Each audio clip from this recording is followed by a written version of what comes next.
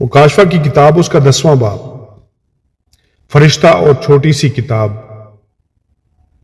پھر میں نے ایک اور زوراور فرشتہ کو بادل اوڑے ہوئے آسمان سے اترتے دیکھا۔ اس کے سر پر دھنک تھی اور اس کا چہرہ آفتاب کی مانند تھا اور اس کے پاؤں آگ کے ستونوں کی مانند، اور اس کے ہاتھ میں ایک چھوٹی سی کھلی ہوئی کتاب تھی۔ اس نے اپنا دہنا پاؤں تو سمندر پر رکھا اور بایاں خشکی پر، اور ایسی بڑی آواز سے چلایا جیسے ببر دھاڑتا ہے، اور جب وہ چلایا تو گرج کی 7 آوازیں سنائی دیں، اور جب گرج کی 7ویں آواز سنائی دے چکی تو میں نے لکھنے کا ارادہ کیا، اور آسمان پر سے یہ آواز آتی سنی کہ جو باتیں گرج کی ان 7 آوازوں سے سنی ہیں ان کو پوشیدہ رکھ اور تحریر نہ کر۔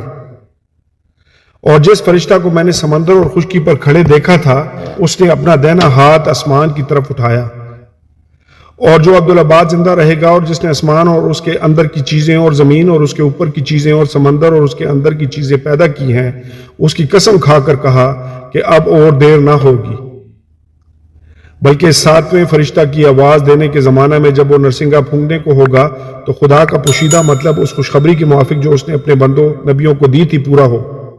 اور جس آواز دینے والے کو میں نے آسمان پر بولتے سنا تھا اس نے پھر مجھ سے مخاطب ہو کر کہا کہ جا اس فرشتہ کے ہاتھ میں سے جو سمندر اور خشکی پر کھڑا ہے وہ کھلی ہوئی کتاب لے لے۔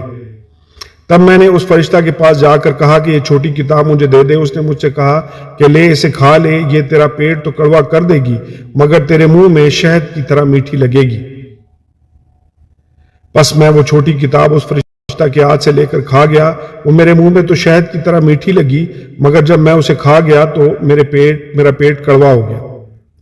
اور مجھ سے کہا گیا کہ تجھے بہت سی امتوں اور قوموں اور اہل زبان اور بادشاہوں پر پھر نبوت کرنا ضرور ہے۔ آمین اور آمین۔